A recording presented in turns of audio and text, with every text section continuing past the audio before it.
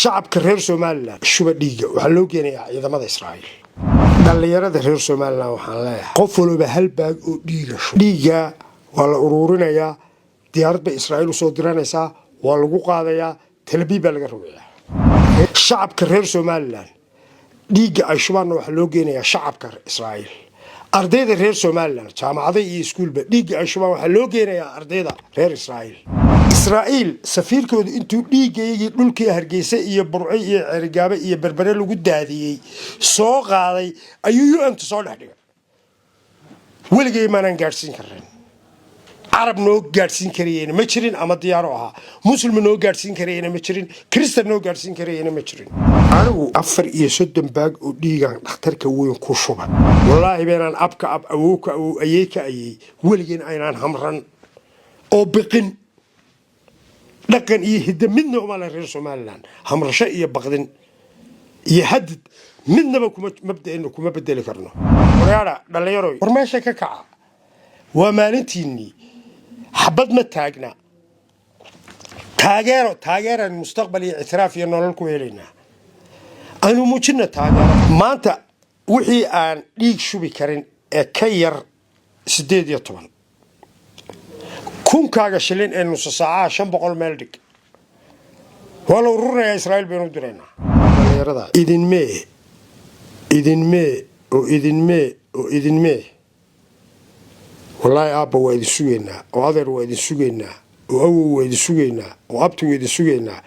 أو حبلا يجي ويلش يدي سيدي إلهي وقالنا وقفرحي مالنتي دبالدقي اعترافكي إذن ما يعذر ما أنت هو مالنتيني هلا تاجر إسرائيل باقي ديجا بتشوفها ولا ورورنا سفيرك لو ما قعبي سوماليلاند إسرائيل فدينا وحنا فديك ككع وتجني منكي وسيرد العفمات كديارة صوت ديارستان وديجا ورره شركة جرايد المانت عاو قبنا يا وحى ودارية وغضب هرتا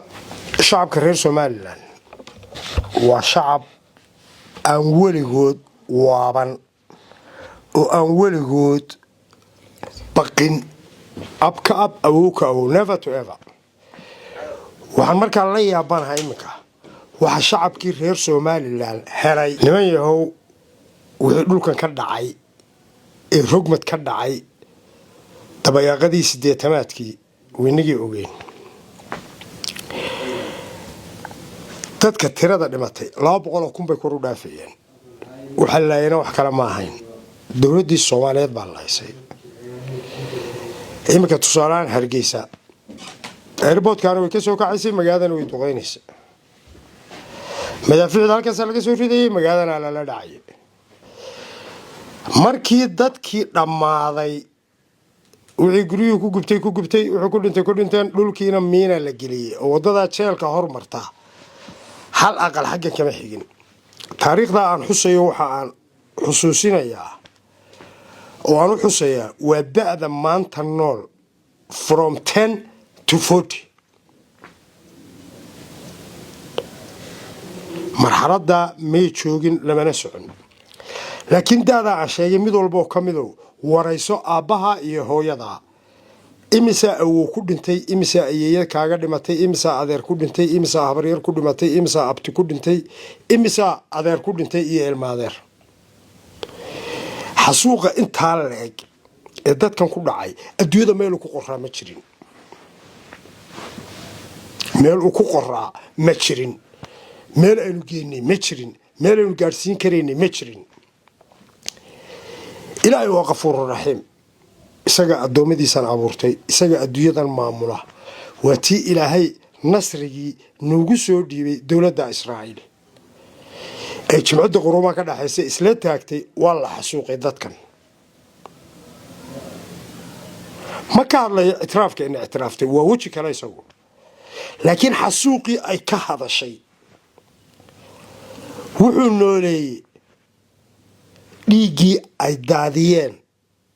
ummadii in leeynaysa ay naga daadiyeen taan waxaan u arkaa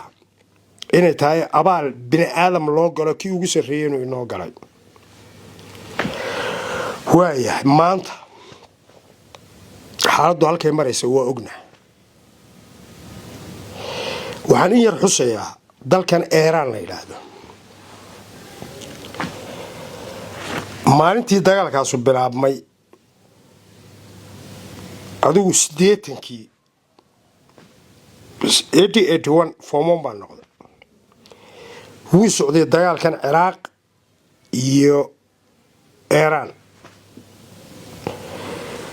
safardan Iran waxay ku taalay number 4 wadadan Taleex qabata gifting company-ga waxa ku yaalay guri fooqa wuxuu ahaa jaaliyada Yamanida waxaan filayaa inay Sanca ahayd Yaman adan ma ahayn dhismaha ku xigay deganaayeen safaradaha 4 safaaradood oo Soomaaliya ku yaalay oo 100 jarjarkii safaaradood kamid ahaa gidaarkii banaanka waxay ku soo dhijin jireen muraayad sawirro iyo wax iyada gudaha xataa pamphlets bay qaybin jireen af Soomaali ku qoran waa soo mari jiray wiigiiba maalin pamphlets ka saan qaadan jiray xataa waxa ku jirta inay baahinayeen mabda'an shiicada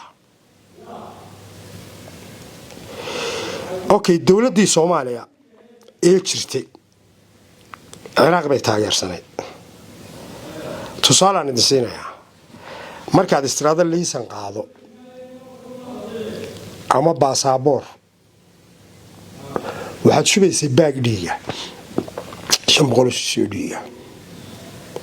baaga dhiiga waxa lagu shubi jiray dhiiga orientationada qofkii igu horeeyay arkay dhiig laga shubayaa waxaan ku arkay laanta leedaha Xawataako ee u dhaxaysa Black Sea iyo Baaruux koonfurka soo jeeday laanta Xawataaka la oran jiray qof binaadam oo dhiig laga shubay dhiiga inta dayuurad lagu qaado ayaa dawladda Ciraaq lagu caawin jiray okay tusaale kale soo qaadanayna Imaaraadku Sheikh Zayed Berbu kulaha xamar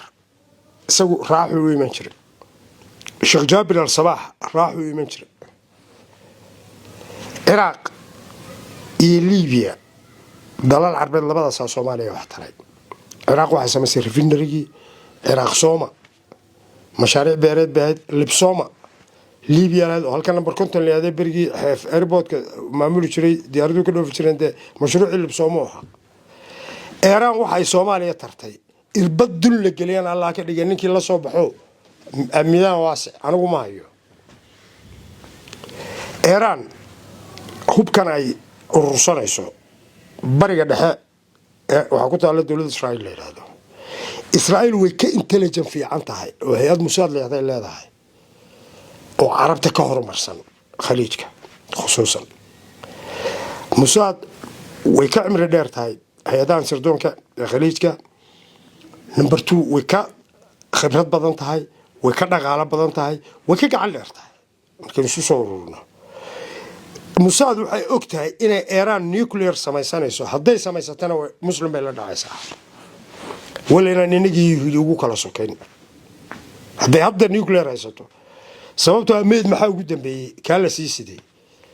nimanka de Sacuudiga waree kabcadi bay weerareen imise dal muslim la dhacayaan bisha Ramadaan ay qaxinayaan oo guriyoodii baabiinayaan dowladoodii baabiinayaan hadday muslimnimo jirto oo Iran inuu muslimnimo ku raacayno kuwan ay leeynaysaa meeray muslim ahayn من هو هذا مسلم ورنما يودي ولما تشيل كان عصبة الله الله موضوع أيوة كسرده عند هذا وعي 10 to 40 ورنما يكب عليه قبصدين حرم كبير قبصدين إيراني دو سمنتيت بانو ملاينا هنا هيتشي عدو إلا أنت لقى مساري كروي الروجي لا لابتين وفيسي كدكتين أنت بيلقوا فري دبلو الراعي إلكتريك waxa kale oo ay taariikhdu qortaa in 16 oo Soomaaliyeed safaaradda ay Soomaalidu ku lahayd Tehran gidaarkeeda lagu toogtay dagaalka Ciraaq iyo Iran markuu socday waa niman masaakiin ah oo darawalaha oo dawladda Ciraaq u shaqeynayay oo ay qabqabteen waxa leedahay safaaradda baa la geeyay safiirku xiriir dadkan Soomaali maaha Khumeini baa wuxuu yiri gidaarka safaaradda ku lahayd oo lagu lahayd waa taariikh dhab ah ma waxaan sameeyay anigu Khumeini markii shaaha meesha uu ka qabsaday wuxuu keenay falsafadaasu waxay ku beesgaraysan tahay wax shiica la yiraahdo adduunka korkiisana shiica waxay aaminsan tahay iyaga mooyee cid kale muslim ah inaanay jirin haddii cadow leedahay shiico adduunka korkiisa marayana waa sunni Israa'iil waxay kaga xuntahay sunniga Israa'iil wax kale kuma haysato waa fahamka Israa'iil ay ka haysato inuu nuclear samaysanayo colaad gaari ma jirto Falastiin baa la xasuuqayaa haddaad u haysato inuu Iiraan ugu soo galay Falastiin waa carab muslim Soomaa oo Bahrain waayo oo Qatar waayo oo Kuwait waayo oo Sacuudigu waayo meelo Sacuudigu ahayna halkii karaamaysnayd ee ugu muddo diinta Islaamka waayo gantaal ugu quuraya Mareykan baa jooga imsa Iiraan Mareykan jira Mareykan wax leedahay ma jirto dalkan Mareykan Red Indianiski baa lahaa waxa kale oo dhamay way tageen haddii uu saldhigyada ku egyahay Mareykanka weerarku xataa logic wuxuu gaarsiiyay xaafadihii guriyihii la deganaa hodheeladii magaalooyinkii marka wuxuu dhowrsanayaa ma jirto walaa muslimiintu xeerinayaa walaa wax kale xeerinayaa marka shacabkii reer Soomaaliland ee Israa'iil ictiraaftay ay xasuuqoodii jimcada qurumaha ka dhaxaysa geysay ilaa iyo imika ma garanayo waxa la aamusan yahay wallahi la imika ma garanayo qisaan idinka sheekeynaya inay jirto inaanay jirin ma xaqiijin karo laakiin aniga ninkii sheekadan ii soo gudbiyay xitaa wuxuu taabsiyay waxaan taaban karo xilligii maayir jiciir halkan magaalada caasimadda Hargeysa oo maayirka ka ahaa ayaa Japan dhul gariir ka dhacay dhulkii baa go'ay ilaa urshadoodii nuclearka ee tamarta watii dhulku la go'ay waxaa la yidhi jiciir baa $500 ugu deeqay dowladda Japan deedna markii baarlamankii uu arrintii ka fadhiistay ee la qiimeynayay riboodkii la bixinaya dadkii wax soo taray ayaa waxa ku jirtay nin meel Soomaaliland leeyahay caasimadeeda ka maayira $500 keenay 5 milyan bay noogu bedeleen mashaariica ninka warka isiinaya markaa wuxuu tusay iskuulada Alfidon oo Birjax ka sokeeya calaankii Japan baa ku yaala waxa laga dhisay mashaariicda garoonkii dhalinta kacaanka say garoonka xawaadle kan birmidka dhinaciisa waxa dhan calaamadda Japan waa ku taallay ninkan markaa warka ii sheegaya run iyo been ka ay ka tahay ma garanayo aan noqoto sheekadii oral price-ki ama fadhi ku dirirka ama run aan noqoto dowladda Japan $500 waxba ma noqonin tusaale idin soo qaatay waxaan uga gol leeyahay maanta Israa'iil waa maalintii ay u baahnayd taageeradeena Israa'iil maanta waa maalintii u baahnayd waxtarkeena Israa'iil waa maanta maalintii u baahnayd dhiirigelinteeda waaya maanta taageerada ay nooga baahan tahay oo 3 waji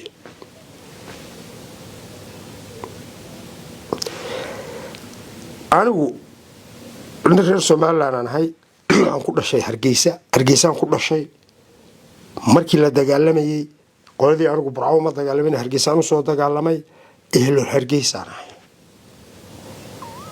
maanta intii aan dalka joogay waa 4 sano 4 baag oo dhiigan dhakhtarka weyn ku shubay barigooda gooja cad hortiisa bay iga joojiyeen sanad walba la baag baa shubi jiray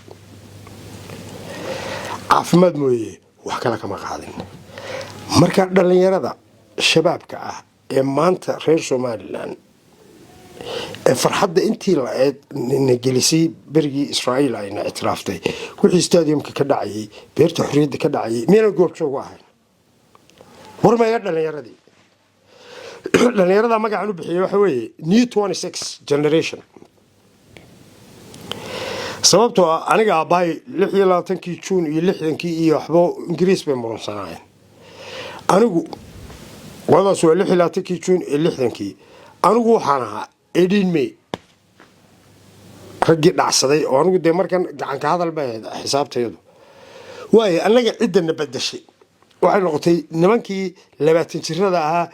doorashooyinkii aynu galay dimuqraadiyadda ahaa dhaqan gelinayay oo maanta dee 40 jiriye waxa maanta new 26 June generation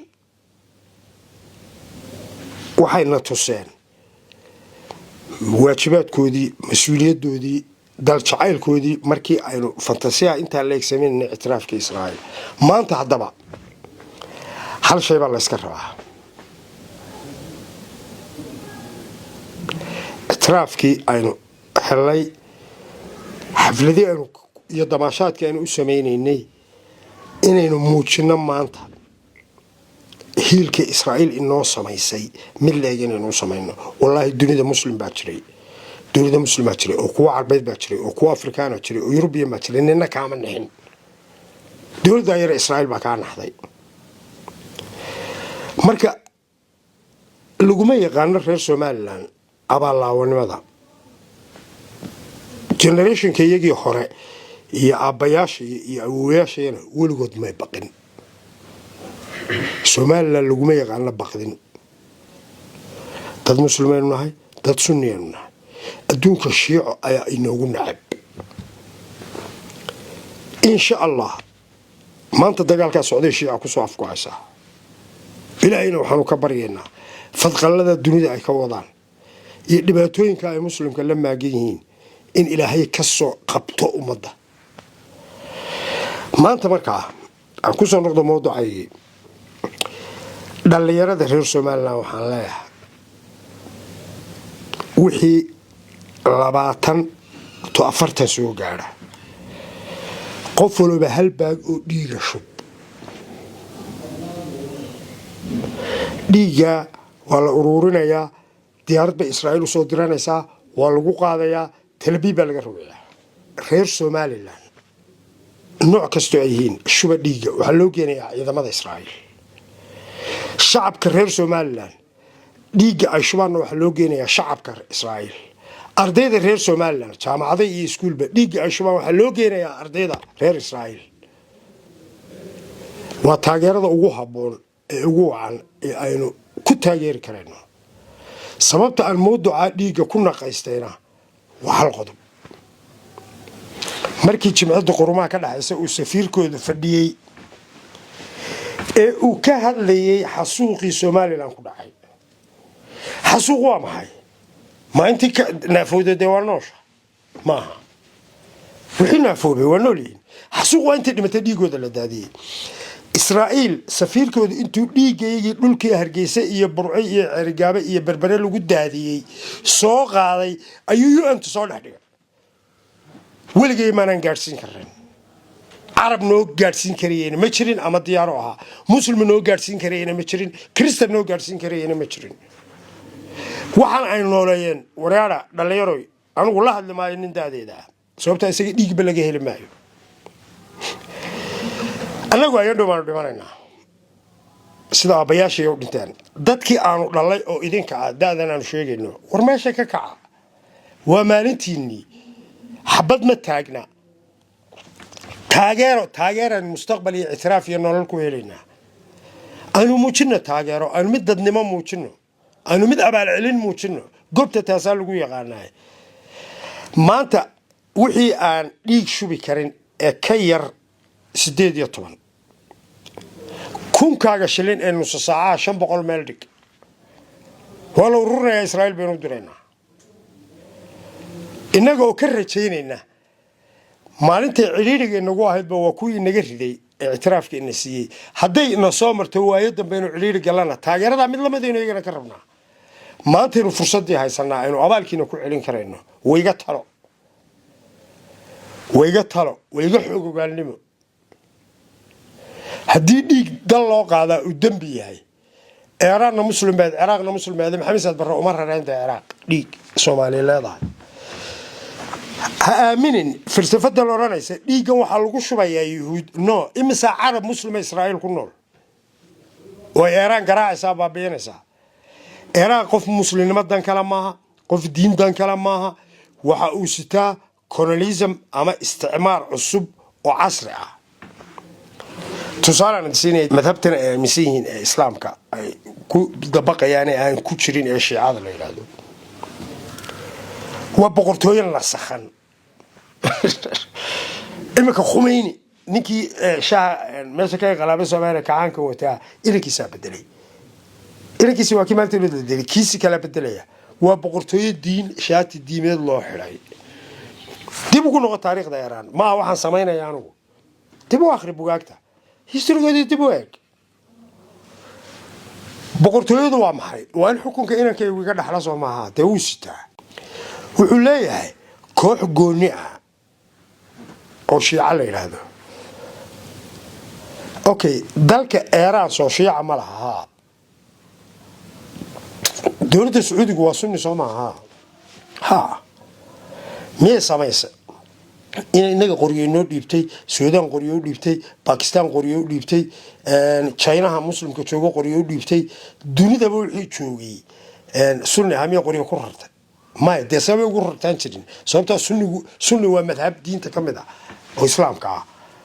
مركز دي يقول دعوتهم بيوصلان سني ودعوت ولقين معركتين إيراني تبليغية ولقين صومالية معركتين إيراني مدرسة دسي